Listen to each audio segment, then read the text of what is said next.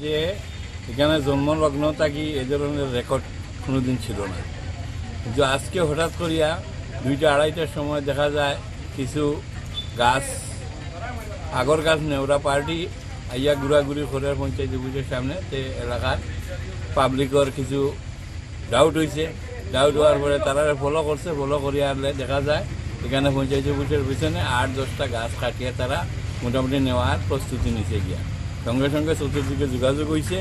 যোগাযোগ হওয়ার পরে এখানে থানা প্রশাসন আইছে, বিডিও সাহেব আইছে, এলাকার মানুষ জড়ো হয়েছে, হইয়া দেখা যায় এখানে চুরি করে সমস্ত গাছগুলি তারা বিক্রি করেছে। আর এই পঞ্চায়েতটা হচ্ছে বিগত দিনে এই পঞ্চায়েতটা কংগ্রেসের দখলে ছিল। কংগ্রেস থাকিয়া বিজেপিতে এই পঞ্চায়েতটা টার্ন করছে। বর্তমানে বিজেপি পরিচালিত পঞ্চায়েত। এই পঞ্চায়েতে বিজেপির অনেক কর্মকর্তা এখানে আছেন যারা আমাদেরকে সাহায্য করছেন এই গাছগুলো আটকায় নিতে, এবং অনেকেই এই পঞ্চায়েত পরিচালনা করার ক্ষেত্রে এই ধরনের অনেক দুর্নীতি তারা করেন, যে দুর্নীতিগুলা আজকে একদম প্রকাশ্যে ইয়ে পড়ছে।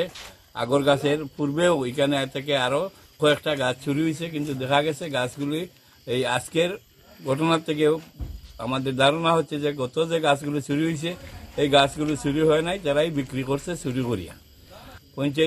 পঞ্চায়েতের সম্পদ তারা লুটিয়া ফুটিয়া খাইতেছে। বিষয়টা সুষ্ঠু তদন্ত ক্রমে এটার একটা বিহিত ব্যবস্থা গ্রহণ করা হোক। আমরা এলাকাবাসীর তরফ থেকে আমার এটাই দাবি, এবং যতদিন এই বিষয়টা চিরতরে সমাধান না হয়েছে ততদিন এই পঞ্চায়েতে যাতে আলাদা একটা দৃষ্টি নিয়ে বিডিও সাহেব থেকে দেখা হয়, সেই জন্য বিডিও সাহেবের কাছেও আমরা